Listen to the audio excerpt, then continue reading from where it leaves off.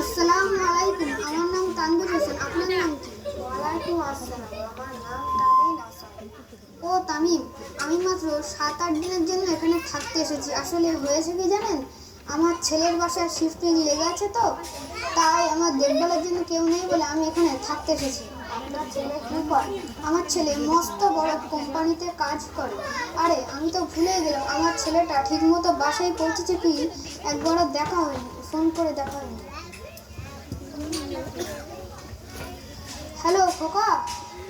হ্যাঁ বাবা, আমি একটু মিটিংয়ে ব্যস্ত আছি, তো ফোনটা রাখছি, এখন পরে কথা বলছি। শোন শোন, তুই ঠিকমতো বাসায় পৌঁছেছিস তো? বললাম তো আমি একটু ব্যস্ত আছি, ফোনটা রাখছি, আবার পরে কথা বলবো। ওকে, ঠিক আছে, রাখো। হ্যালো হ্যালো, কেটে দিল।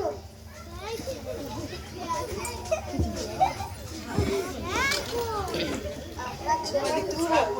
আমার ছেলে বললো ও মিটিংয়ে ব্যস্ত আছে বলে কিছুক্ষণ পরে ফোন করবে বলে কেটে দিল। আপনি আর ফোন করবেন না, আপনার ছেলে এখানে পুরোপুরিভাবে রেখে যাবে। এই কি বলছেন আপনি? আমার ছেলে ওরকম হতেই পারে না। ও আমাকে অনেক ভালোবাসে, ও আমাকে অনেক ভালোবাসে। আমি ওকে ছাড়া থাকতে পারবো না। আমার ছেলের থেকে দূরে সম্ভবই না। আপনি এখানে থাকুন, অনেক বন্ধু পাবেন, সবার মতন খাবার পাবেন। আপনি যতই বলুন, এখানে অনেক সুখ শান্তি সব আছে, সময় মতো খাবার মেলে, অনেক বন্ধু পাবো, কিন্তু আমি এখানে থাকার মোটেও চেষ্টা করবো না।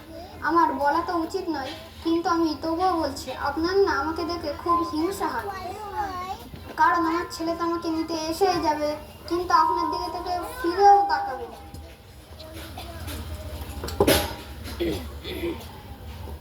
হ্যালো খোকা। ওহ বাবা, আমি তো তোমাকে বললাম আমি একটু পরে ফোন করছি, আমি একটু ব্যস্ত আছি এখন।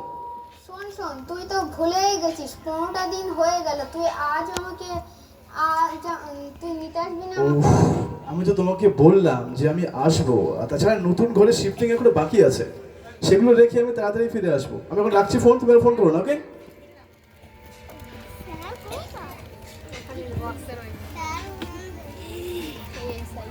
আপনার ছেলে কি বললো? বেকার ফোন করছেন, আপনার ছেলে আর কখনোই নিতে আসবে না। এ এ কেমন কথা বলছেন আপনি?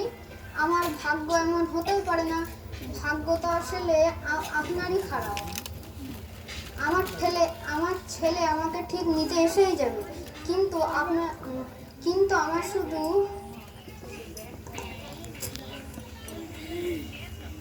আমার শুধু একটাই চিন্তা, ও আমাকে ছেড়ে একা থাকে কিভাবে।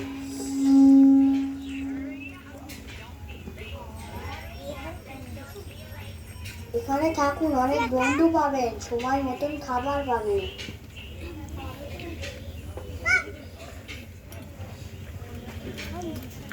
আমি আজই আমার ছেলেকে বলছি, ও আজই আমাকে নিতে আসবে।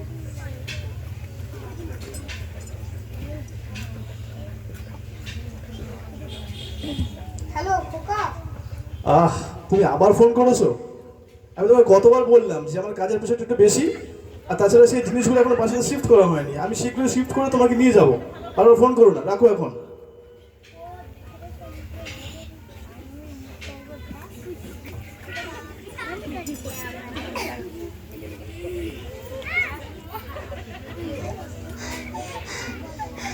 পঁয়তাল্লিশটা পঁয়তাল্লিশটা দিন তো 45টা দিন তো হয়ে গেল। ছেলেটা ছেলেটা আজ আজ আমাকে নিতে যাবে না। আপনি আপনি আমার ছেলেকে একবার একবার ফোন করে দেখুন তো।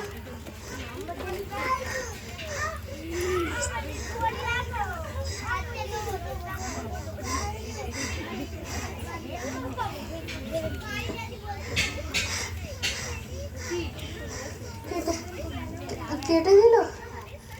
আপনি আপনি আমার ছেলের ছবিটা একবার একবার আমার হাতে দিন তো। আপনি আপনি আমার ছেলেকে আরেকবার ফোন করে দেখুন তো।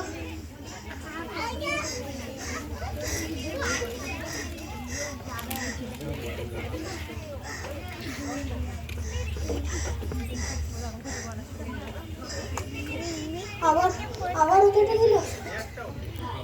কেন কেন যে আশা আমার বুকে পুষে রাখি। এবার বুঝলাম আশা থেকে কেবল ব্যথাই মেলে।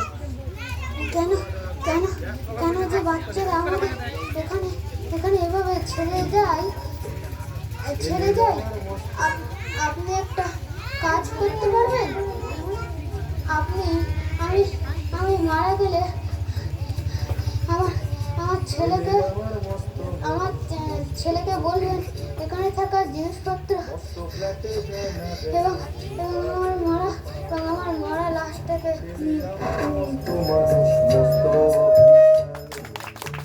মস্ত